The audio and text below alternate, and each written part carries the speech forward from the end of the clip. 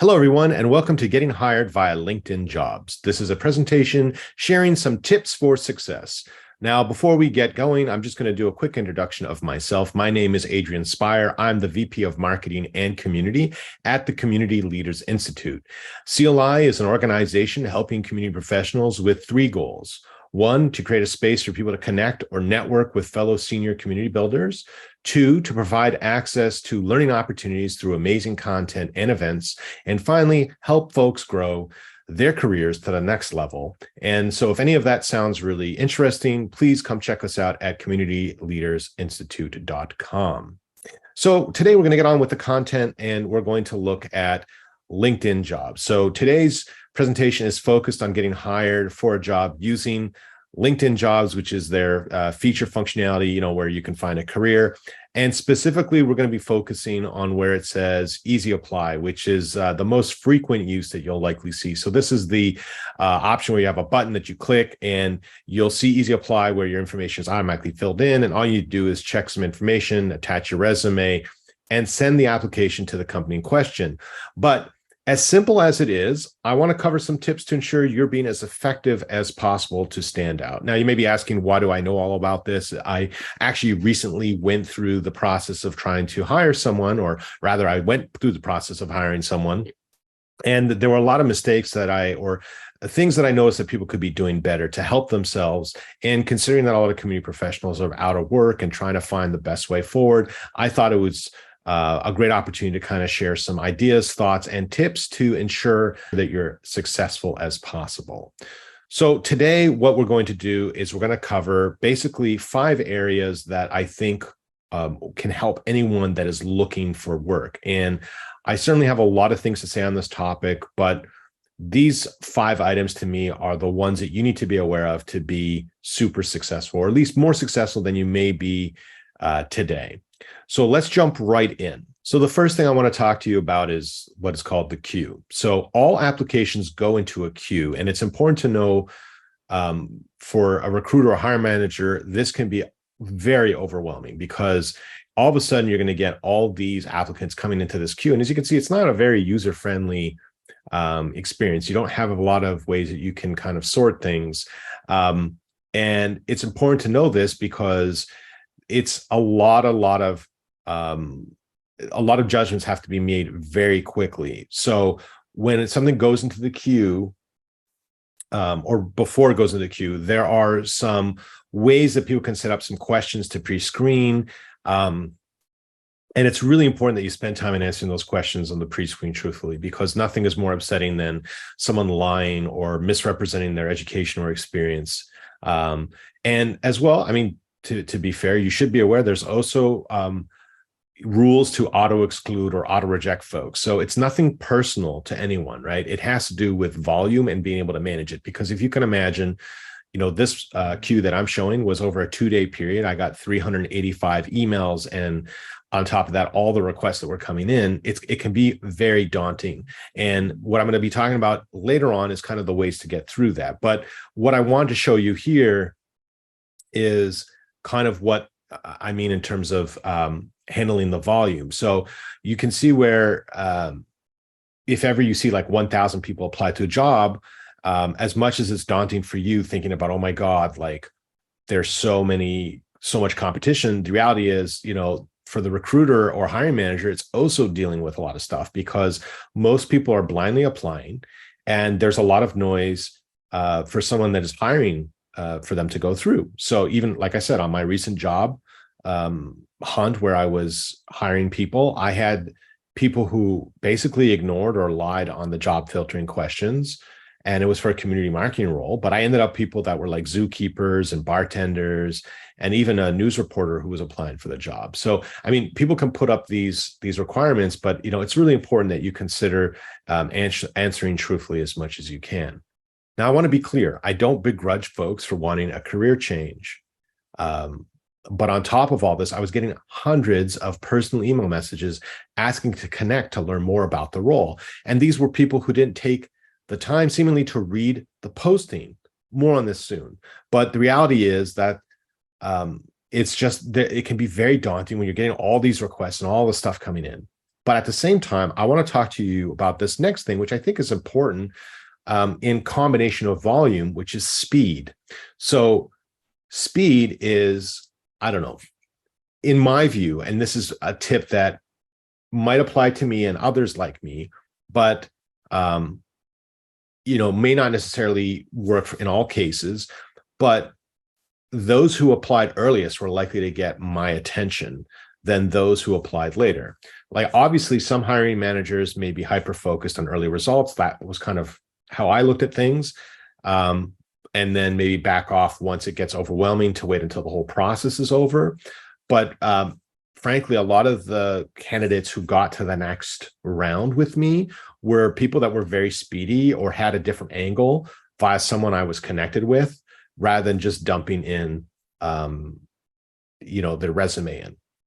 And they were really quick. They did it before he was even in the selection process. So it ended up being something that I had a lot of conversations with folks that were very early on who got in there before the noise became overwhelming. So I'd say you want to really use those connections, even if you apply through Easy Apply, having someone that people can recognize that they're connected with to kind of filter out through the noise, because otherwise you get lost in the queue. I mean, if there's 1,000 people in there, and trust me, I start to ignore a lot of the in-mail that was coming in. But obviously, if I recognize someone's name who comes into me and says, hey, by the way, I have a friend of mine who applied who I think is great for this job, it's really a beneficial way to kind of get yourself out of the noise and being noticed. But I would say, look, it could happen that even myself, like when I was unemployed and looking for jobs, it could happen that you don't have any connections, or maybe you ended up seeing the posting too late and you didn't have the chance to take advantage of speed. So I would say to you, this is something that can apply to everyone. And this gets down to the most crucial aspect of LinkedIn and Easy Apply that to me was the thing that was an eye opener. And that is your profile. And what I mean by that is the profile that a person will see when they're looking at your resume is very limited. Now, obviously, I've blocked out all this information, but I just wanted to show you essentially what shows up is the person's photo, their name, the connection they are to you, if the first, second, or third, then your LinkedIn headline. So whatever you put in that LinkedIn headline. So if you decide that you want to have something funny and quirky, if you're looking for work, I'd recommend that you actually make sure that it's something extremely functional and direct in what you're looking for. It's, I guess it's fine if you're like applying to some creative job and you want to have some fun with it. But honestly, the headline is the main thing that people will see in this queue. The next thing that shows up and is obviously where you're located. And then what's interesting is it shows the job titles only of your last 2 jobs. So you may want to play around with the order if you're able to make sure that the 2 best jobs for your application are the ones that show up. And as you can see, that's the only thing that shows up, right? There's no other info. I'm not getting like the block of text of what's on LinkedIn, of what you did and where you did it and how you did it and all that stuff.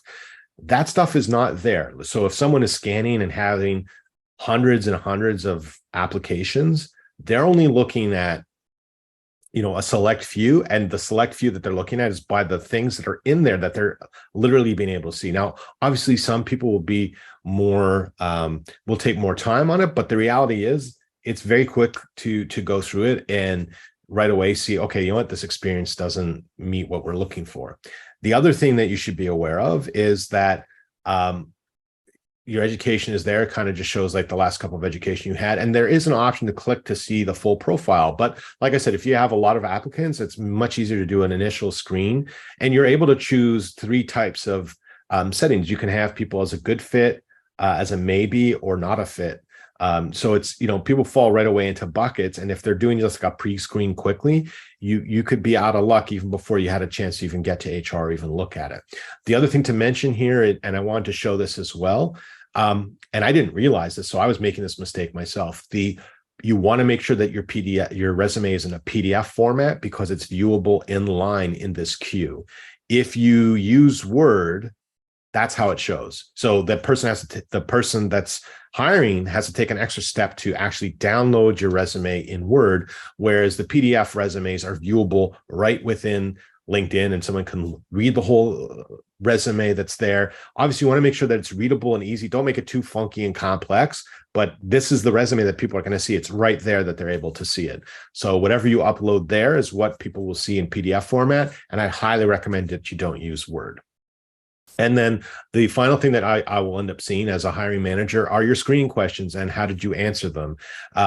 So if you've answered them truthfully and it aligns with what I see in your resume, then it makes sense. And if it doesn't, then I just pass on you. So, it doesn't help you to lie or stretch the truth, because if you say that you have experience in something and I look at your resume and I don't see it, that's kind of a difficult thing. Now, that doesn't mean that you could be excluded completely, but I mean, there are other ways to kind of share your experiences and make sure that people understand what you have and what you know. But be aware that, if you're going to answer in a way that doesn't align with your resume, make sure that you're going to talk about that in another space. And so let's talk about that. What is this other space, or where's that opportunity? So when someone puts, as a hiring manager, a job offer on the system, there's a meet the hiring team, and there's an opportunity to click and send them a message. And you can put a subject and you can write the message. And there's like a little button, and it allows you to AI draft the message. Now, here's the thing. It writes the same thing for everyone. And I can tell you that as someone who was getting hundreds of these emails, they're all basically worded the same. But I kind of wanted to show you why you have to be careful. So on the left here was someone who just kind of clicked the button and didn't even think twice about it, didn't even personalize it. It is the straight cut and paste. Not only that, it says that they have, based on their experience as seeking employment. It doesn't help me in any way. I don't know why I should be hiring them. And then the one on the right, if you look, they wrote out this really detailed cover letter. Yes, there's some elements that were common to all the other ones. And I did enjoy the fact that they went to tell me kind of why they applied. I actually ended up speaking with this person because, they took the time, and I could see that their resume wasn't the necessary, an easier fit to what I was looking for, but they made a good case for me to say, you know what, at least let me have the conversation and talk with them. So that's why it's important. I would highly recommend to consider it, but make sure that you personalize it. Nothing to me was more frustrating than to have someone say, hey, can we meet?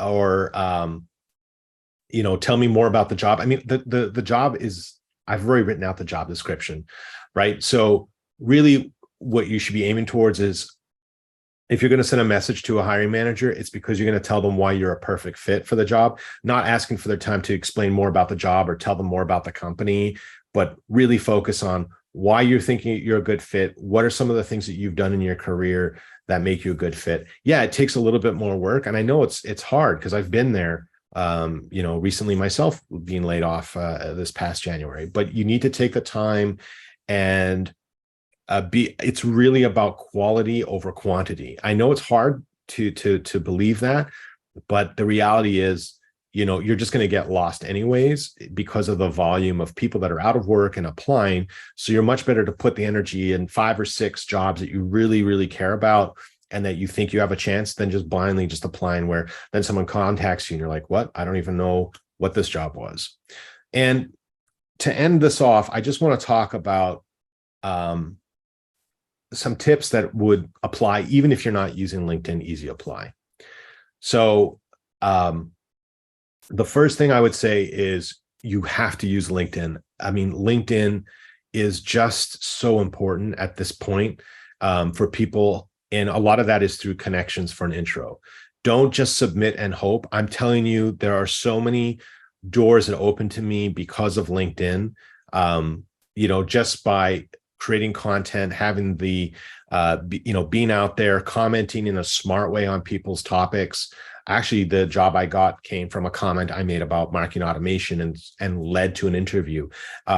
Another one of my posts led to a CEO contacting me and telling, email his HR person. And I hadn't even heard back from them. Like I had applied for 2 weeks, didn't hear anything from them, and instantaneously got an interview because the CEO said, hey, email the HR person and copy me. So, I mean, that's why I'm saying it's really important that you think about the way that you're out there and you're commenting and participating on LinkedIn, certainly you can submit and hope things go through. But if you're really feeling strongly about an opportunity, don't be shy to reach out and make those connections. Next, what I want you to be aware of is something called ATS, or Applicant Tracking System. So what this is essentially the way things work now, because of volume of applications. If you end up seeing that you're using Leaf or Greenhouse, they basically use a tool that matches the job description to your resume and then looks at the keywords and sees that if they match or not. And if you don't do a good enough job of hitting those keywords, your resume will never get through to a human to actually review and have that conversation with you. So I highly recommend that you look at tools. One that I really like is JobScan, because they have a couple of free that you can do for free, and it's really actually worth the investment to go and look into it. So JobScan is really great. What you do is you put your job description, you put your resume, it does a match and tells you, hey, here are the keywords that are missing or the things that you need to change. I wish it wasn't the case, but unfortunately, technology's gotten there where when someone's getting 1,000 resumes, they just can't look at every single resume. I tried my darndest, but I can tell you, I can imagine I was looking to fill one role. Now imagine a company with hundreds of roles or even a dozen roles. Like, someone is not going through every resume. They've got to use tools like ATS to kind of, separate out certain resumes to get to, a manageable size of people to have an interview with. And so that would get down to my final thing, which is it's really not about volume, it's about quality. And we help everyone by doing that, because I think the problem I had was, if you have 400 people that apply to a job, but really only 10 or 15 are qualified, the problem is those 10 or 15 don't get it's a lot harder for them to get heard through, because one has to wade through all this noise. And so I'm not saying that you shouldn't apply for something that you think you can do. Like, if you think you can do the job, or you have the skill, or you have a compelling reason, if you can tell a really good story, maybe you're doing a transition of a career and you have a really good story around it, that makes sense. But like I said, if it's complete, like if you don't send in, if you don't have a LinkedIn connection, if you don't have a compelling cover letter, if you don't have any experience that's tied into that, and you're just blindly was clicking easy apply all the way through, like you're just wasting everyone's time. And you're also just going to feel miserable too, because you're like, oh my God, I applied to 100 jobs and I heard back from 0. So, it's much better if you're just focused on, a dozen or so applications, and you spend the time like learning about the company, connecting with folks, and trying to get in there and find out what it takes to get hired. So that's it for me all today. I hope that you found what I published today, or, what I shared today, interesting and helpful. And, if you want to, join our community, it's mycli.co. We have a lot of helpful resources, videos, worksheets, and all these kinds of things as well. And I just want to thank you for taking your time and learning with me, and happily to connect with any of you on LinkedIn. Just drop me a note, and happy to connect. So be well, everyone, and best of luck in your career search opportunities. Be well. Thank you, everyone.